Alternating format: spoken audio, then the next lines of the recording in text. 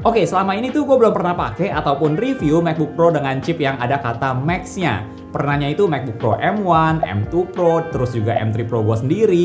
Tapi di video kali ini, akhirnya aku bisa cobain MacBook Pro dengan chip M4 Max. Jadi MacBook Pro M4 Max ini adalah MacBook Pro dengan spesifikasi paling tinggi saat ini. Nah, di video kali ini gue akan share ke teman-teman pengalaman gue pakai MacBook Pro ini setelah sekitar 1 minggu terakhir, dan bakal gue bandingin juga sama MacBook Pro gue sendiri dengan chip M3 Pro. Yang menurut gue perbedaannya cukup mengejutkan loh. Sebelumnya thank you banget buat Studio Ponsel yang udah pinjemin MacBook Pro dengan chip M4 Max di video kali ini. Buat teman-teman yang lagi cari produk Apple terbaru, termasuk MacBook Pro dengan chip M4, kalian juga bisa langsung mampir aja ke Studio Ponsel lewat link yang ada di deskripsi video ini. Oke, secara desain gue nggak akan bahas terlalu banyak karena desainnya masih gini-gini aja. Yang menurut gue masih termasuk desain yang bagus, timeless, dan pilihan warnanya pun juga sama. Sejak M3 Pro pilihan warnanya jadi Space Black atau Silver. Nah, sebagai orang yang udah ngerasain warna Space Black di MacBook Pro M3 Pro, menurut gue warnanya tuh bagus pas kalian unboxing lihat pertama kali. Tapi gue mau ingetin aja, kalau ada kotor atau debu itu bakal kelihatan jelas banget di warna Space Black. Gue sering banget kalau lagi buat video yang ada MacBooknya itu pasti gue bersihin dulu. Dan tetap aja pas gue edit itu debunya tetap bisa kelihatan. Tapi ya warna Space Black menurut gue juga memang ada bagusnya tersendiri sih. Nah, karena MacBook Pro M4 Max yang dipinjemin di video kali ini ukurannya yang 14 inci, jadi masih sama persis seperti MacBook Pro M3 Pro gue juga. Dari panjang, lebar, berat itu masih sama.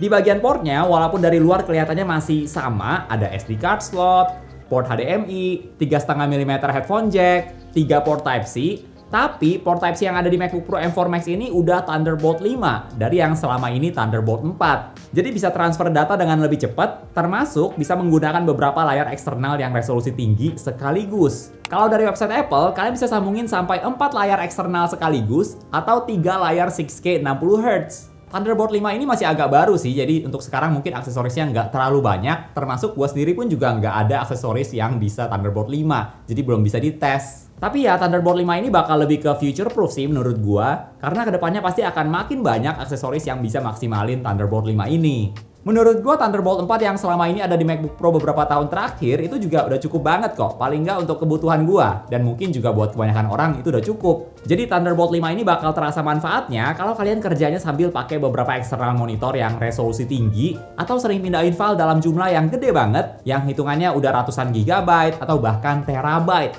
Nah, itu kalian bisa manfaatin transfer speed yang ada di Thunderbolt 5 supaya lebih cepet. Untuk layar dari MacBook Pro M4 Max 14 inci ini overall masih sama kayak di MacBook Pro M3 Pro atau M3 Max. Masih sama-sama Liquid Retina XDR display, sama-sama 120Hz, terus maksimum brightness-nya bisa sampai 1600 nits untuk konten HDR. Tapi sekarang di semua MacBook Pro M4, maksimum brightness-nya untuk konten HDR bisa up to 1000 nits. Kalau nyalain auto brightness. Dari yang sebelumnya di MacBook Pro M3 Pro itu maksimum 600 nits. Ya menurut gue ini update yang bagus dan bisa berguna buat teman-teman yang pakai MacBooknya di situasi outdoor atau di lingkungan yang lightingnya terang banget. Tapi kalau bisa saran gue sih jangan pakai MacBooknya di outdoor siang hari ya. Ini nggak cuma buat MacBook aja sih sebenarnya, termasuk buat iPad, iPhone. Soalnya kalau kalian pakai device kalian di bawah terik matahari dengan brightness-nya maksimum, itu pasti device kalian bakal jadi panas banget. Tapi mungkin kalau kalian sesekali butuh pakai di outdoor, kalau lagi ada kerjaan, nah kalian bisa manfaatin 1000 nits ini biar lebih jelas buat lihat layar MacBooknya. Terus kalau teman-teman banyak baca berita seputar MacBook Pro M4, nah kalian akan ketemu banyak artikel yang bilang MacBook Pro M4 ini sekarang udah pakai Quantum Dot Display, yang bakal bikin layar MacBooknya bisa hasilin warna yang lebih bagus dan peningkatan respons pixelnya. Sebagai catatan, Apple nggak ada ngomong apapun soal topik ini ya, karena kalau dari website Apple, itu layarnya ya masih sama aja kayak MacBook Pro sebelumnya, kecuali maksimum brightness-nya aja yang udah beda. Bisa jadi ini adalah trik marketing biar heboh, tapi dari yang gue coba lihat dengan bandingin sama MacBook Pro M3 Pro gue sendiri ditaruh sebelahan sama M4 Max, sepertinya warnanya ada sedikit lebih bagus sih, tapi cuma beda tipis gitu. Warnanya kelihatan lebih cakep, lebih vibrant. Ini mungkin agak susah buat ditampilin dalam format video kayak gini ya, tapi aslinya dari apa yang gue lihat warnanya itu agak beda dan kelihatan sedikit lebih bagus di M4 Max. Walaupun nggak beda jauh dan kadang di beberapa foto juga hampir kayak nggak ada bedanya. Menurut gue ini upgrade yang nice to have sih kalau memang bener, tapi seandainya nggak ada fitur ini pun menurut gue nggak akan berasa kurang gitu layarnya. Karena jujur aja menurut gue layar MacBook Pro itu beberapa tahun terakhir udah bagus banget. Buat teman-teman yang kerjaannya berhubungan dengan warna, pasti kalian bisa manfaatin kualitas layar, akurasi warna dari layar MacBook ini. Oh ya, di seluruh lineup MacBook Pro M4 sekarang juga udah ada opsi Nano Texture Display dengan biaya tambahan pastinya seharga $150. Yang menurut gue bakal berguna kalau teman-teman bekerja pakai MacBooknya itu di lingkungan yang terang banget, misalnya di depan layar MacBooknya itu kena pantulan jendela. Nah, kalian bisa manfaatin opsi Nano Texture Display ini. Tapi untuk di video kali ini MacBook Pro M4 Max-nya yang standar display aja. Dan kalau kalian sama kayak gua yang tempat kerjanya itu cenderung tertutup, nggak ada pantulan cahaya apa-apa, yang standar display juga udah oke kok. Masih di bagian layar, gue juga notice sekarang webcamnya jadi lebih bagus. Lebih bagus di sini bukan berarti jadi bagus banget ya, karena ya space-nya terbatas, otomatis kualitas webcamnya juga terbatas. Tapi kualitasnya udah lebih bagus dengan 12 megapiksel dan bisa center stage seperti di iPad. Kalau teman-teman penasaran kualitas webcam dan mikrofon dari MacBook Pro M4 Max ini, jadi seperti inilah, ini tampilannya dan suara yang direkam juga langsung direkam dari mikrofon MacBook Pro. Jadi seperti ini kualitas gambar dan audionya. Untuk kualitas speaker juga masih sama seperti di MacBook Pro sebelumnya yang menurut gua udah bagus banget lah. Kualitas speaker di MacBook Pro itu udah nggak diragukan lagi.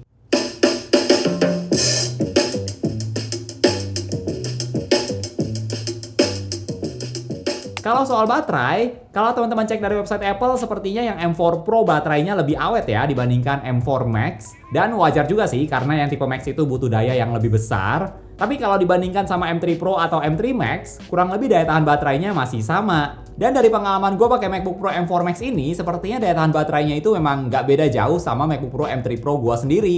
Masih termasuk MacBook yang bisa kalian pakai seharian kok, untuk kerjaan yang ringan atau sedang, seperti buka banyak tab di Safari, buat ketik kerjaan di Word. Tapi kalau mau pakai buat kerjaan yang berat, yang tentu saja MacBook ini cocok banget, pastinya baterainya nggak akan tahan seharian.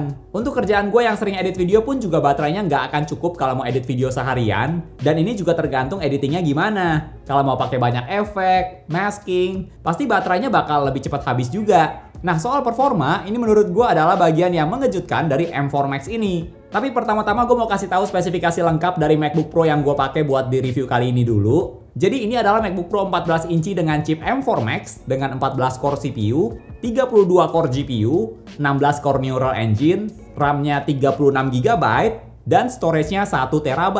Buat teman-teman yang penasaran angka benchmark dari MacBook Pro M4 Max ini dan bedanya sama M3 Pro yang gue pakai, gue juga akan tampilin di layar kalian sekarang. Dan seperti yang teman-teman lihat, ini angka benchmarknya memang bukan main. Terutama di benchmark GPU, itu bedanya signifikan banget sama M3 Pro. Tapi itu kan baru angka benchmark. Gimana sih performanya ketika digunakan sehari-hari? Nah, kali ini gue juga udah tes beberapa hal dengan menggunakan MacBook Pro M4 Max ini. Jadi kalau buat use case gue sendiri, yang kebanyakan kerjaannya itu seputar edit foto ataupun edit video, MacBook Pro M4 Max ini memang ngebut banget. Kalau misalnya buat edit foto di Adobe Lightroom, menurut gue sama kayak di M3 Pro, ini bukan kerjaan yang dianggap terlalu berat lah, karena ngapain aja cepet. Mau itu pas import fotonya ke Lightroom dalam jumlah banyak, kasih preset, edit warna, pakai fitur AI di Adobe Lightroom, semuanya cepet banget di M4 Max. Gue juga udah tes ekspor 100 foto format RAW yang udah diedit di Adobe Lightroom, dan hasilnya MacBook Pro M4 Max ini bisa ekspor 100 foto dalam waktu 38 detik,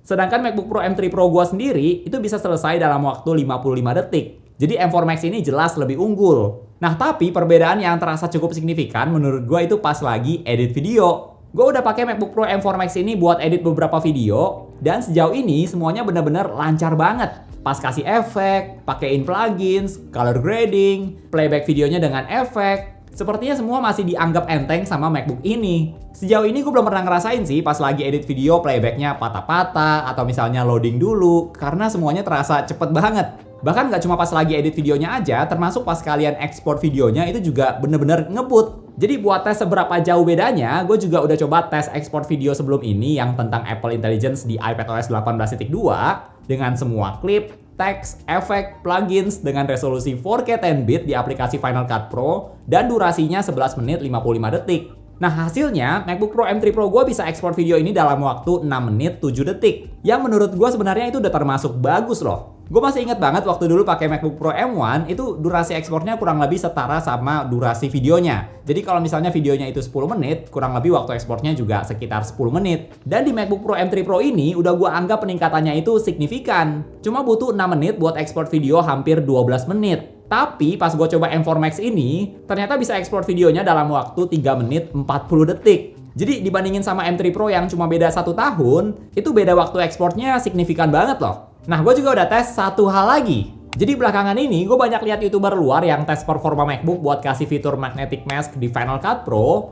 Nah, ini contoh kegiatan yang banyak pakai Neural Engine. Jadi simpelnya fitur ini bisa bantu kalian buat pisahin objek atau orang yang ada di klip kalian dari background. Dan ini bakal track setiap frame-nya satu per satu, supaya bisa maskingnya benar atau bisa pisahin objek dengan rapih dan akurat, tanpa harus kalian kerjain secara manual, tanpa green screen atau rotoscoping. Nah, gue udah coba bandingin sama MacBook Pro M3 Pro gue sendiri.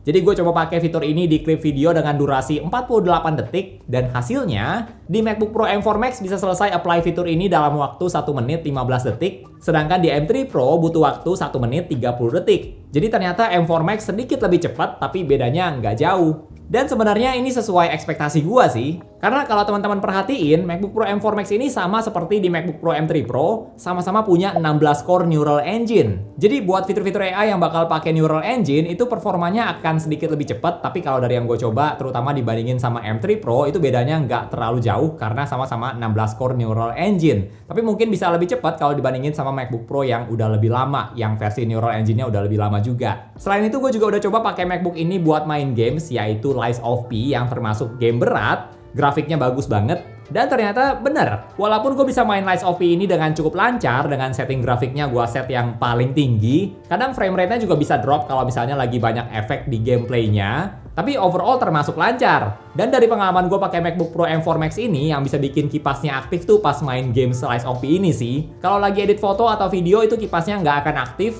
Tapi kalau main Lies of P, itu nggak lama kipasnya bakal langsung nyala. Overall secara performa MacBook Pro M4 Max ini memang udah oke banget, bahkan untuk kerjaan gue sendiri sepertinya masih terlalu overkill. MacBook Pro M3 Pro gue sendiri sejauh ini performanya menurut gue udah bagus, dan M4 Max ini bener-bener lebih ngebut lagi. Untuk harga dari MacBook Pro M4 Max yang base model 14 inci ini, harganya mulai dari $3.199 atau di Indonesia sekitar 50 jutaan. Yang jelas ini bukan MacBook entry level, nggak semua orang bakal butuh MacBook dengan performa sekenceng ini. Tapi buat kalian yang kerjaannya butuh performa tinggi, mungkin 3D rendering, edit video 8K, MacBook Pro M4 Max ini termasuk MacBook yang memang buat dikasih kerjaan berat. Bahkan dibandingin sama MacBook Pro M3 Pro gua sendiri yang baru dirilis tahun lalu, beda performanya aja udah cukup signifikan loh. Dan apalagi buat teman-teman yang mau upgrade dari MacBook Pro yang lebih lama lagi, MacBook Pro M4 Max ini bisa jadi opsi yang bagus. Kalau menurut teman-teman gimana nih? Kalian tertarik buat upgrade ke MacBook Pro M4 Max atau MacBook Pro M4 yang tipe lain aja?